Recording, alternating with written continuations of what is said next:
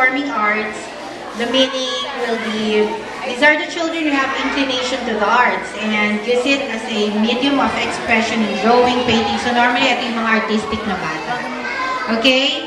When you see that their award is excellence in sight reading, it means it is for those who recognize words through its configuration.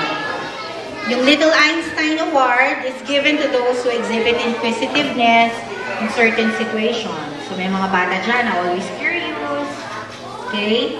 Next, excellent in phonics means those who can identify and recognize letters, configuration, and their sounds. Iba pa yan doon sa written reading. Next, excellence in fine motors will go to have mobilization skills. To use pencils, crayons, to draw lines and curves, who can work left to right. Ito yung maganda yung mga handwriting. Next, in excellence in gross motor coordination, syempre, yan yung mga malilipot.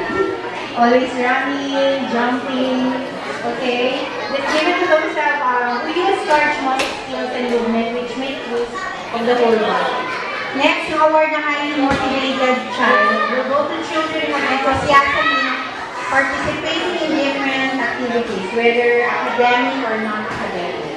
Yung excellence in verbal fluency is given to the child as the ability to express himself fluently and possess a wide vocabulary which is considered advanced for the child's age.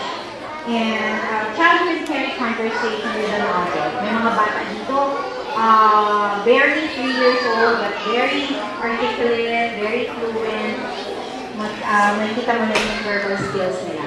Next, excellent in phonics and verbal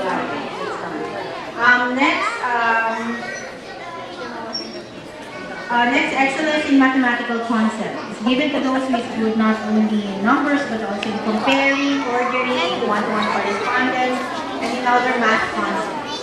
Excellence in numerical skills, given to those who have the ability to identify, name, write, and arrange numbers in order. Excellence in auditory discrimination, given to those who have the ability to discriminate sounds and recognize differences and similarities between words. Yung excellence in musical skills and grammatical skills is given to the one who is musically inclined and has rhythm and timing. Excellence in math, given to the one with longer knowledge skills in developing math concepts.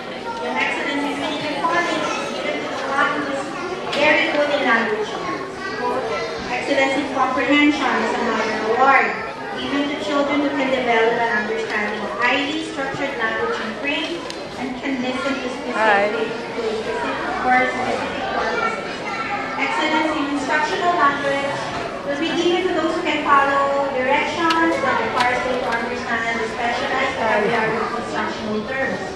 Yung excellence in decoding is given to the one who, through phonics tools and phonics, able to translate words in their oral language clearly. Excellence in memory recall is given to children who have the ability to retrieve information with ease and confidence. Smile. In conduct award, syempre, yung mga smooth na bata. Awarded those have exemplary exhibited with behavior in class as we consider it to classmates, so kapag very quiet mabait talaga sa classmate and can recognize authority with joy and understanding.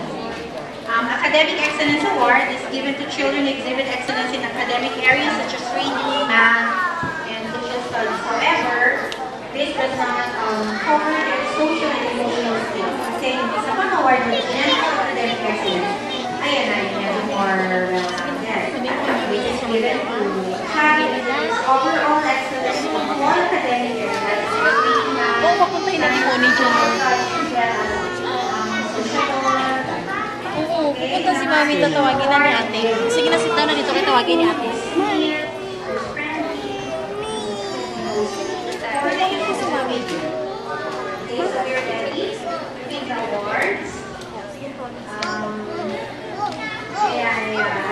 Teacher Chris holds the award for each child and Chami.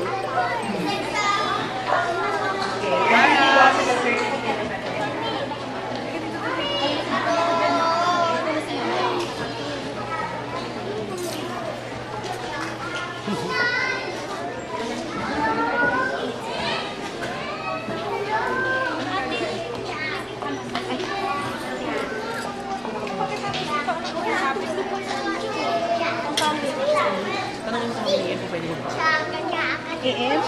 Saan? Ay, pa-line up na po. Kasi sino? Bianca. Balik ka na. Balik ka na mag-isip.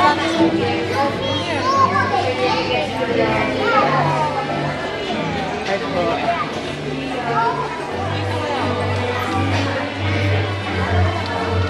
Ay.